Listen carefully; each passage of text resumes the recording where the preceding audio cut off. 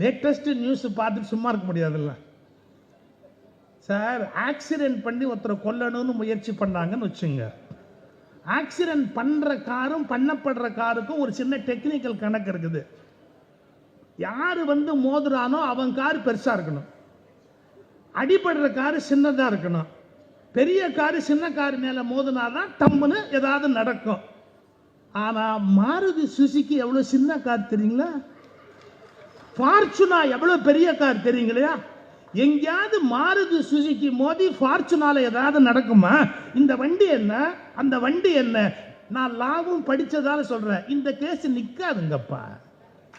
மாருதி சுசுகியை கொண்டு போய் ஃபார்ச்சுனா மேல மோதி ஒரு காலத்து அது நீங்க செய்யறதா இருந்தா சரியான ஆள்கிட்ட கேட்டு பண்ணுங்கப்பா. அதுலயே சில பேர் இருப்பாங்களா, அவங்கள போய் கேளுங்க. நம்ம எவ்வளவு கூச்சம் இல்லாத ஒரு நிலைமைக்கு வந்துட்டோம் பாருங்க. நீ எல்லாம் ஒரு மனுஷன்.